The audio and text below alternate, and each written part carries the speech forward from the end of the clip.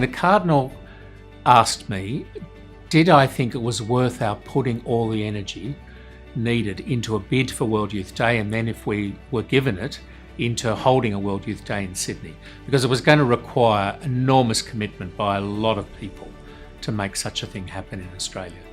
And I said absolutely. I was convinced we had to think big and differently if we were going to connect with the younger generation of Australians and have a future to pass our church on to. The Cardinal announced that I would be leading the bid and ultimately be coordinating the World Youth Day if we got it in Sydney. And my friends tell me that my chin hit the table. I was so astonished and probably terrified at the prospect, but I'm very glad I did it. It was the biggest thing and perhaps the best thing I've ever done.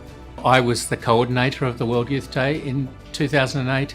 It meant that I had to bring together all the different departments that organised it, the ones looking after the liturgy, the ones looking after the creative programs, the ones looking after the financing, the ones looking after safety, all the different departments, bring them together. I also had to deal with all the government departments that were affected by this and bring them all together in various meetings and make sure that everybody was collaborating.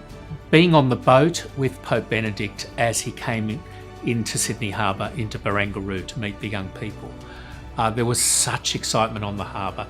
It was Sydney at its most beautiful. It was a beautiful day. There were lots of boats out on the harbour to welcome him, people everywhere along the side of the harbour waving. And then we get closer and closer to Barangaroo and you see this enormous crowd. It was so exciting. It was a wonderful thing to be with him.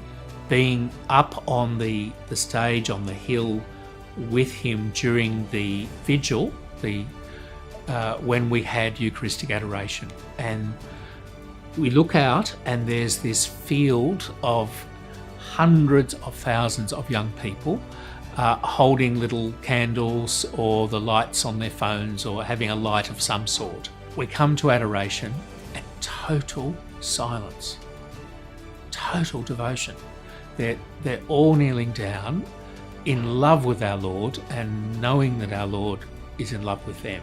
And it was a tremendous thing because you don't expect a dozen young people to stay quiet for very long, but 300,000-400,000 of them, it's impossible. But there they were. That sheer silence and devotion has stayed with me ever since. Whenever I think World Youth Day, I think of that. We had something of a fire at Barangaroo on the day of the Stations of the Cross, and the generators that were powering the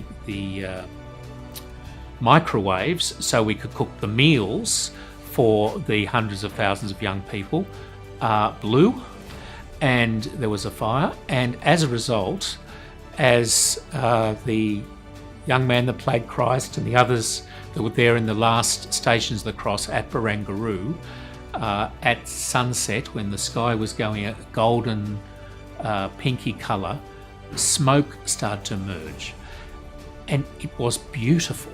And the photographers commented on this spectacular special effects that we had organised, and people said, no, the spookiness of what happened as we know, at the crucifixion, that there was an earthquake, there was an eclipse, it was very, somehow we'd managed to recreate that.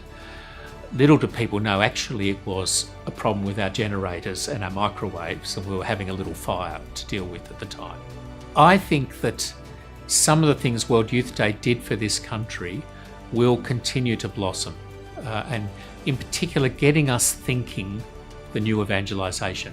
Catholics used to think evangelisation was a bit of a scary word, a bit of a Protestant word. We had words like mission, which we're a bit more comfortable with, but we didn't like the idea of being too out there in public about our faith. Door knocking, handing out brochures, that seemed to be things that other people did. And I think World Youth Day gave us permission to be a more evangelisational church, a more out there church. Would I do it again if I had my time over? I absolutely would. This was the biggest and best thing I've done in my life. And it's been an opportunity for so many people to experience grace. So thanks be to God that I had that opportunity.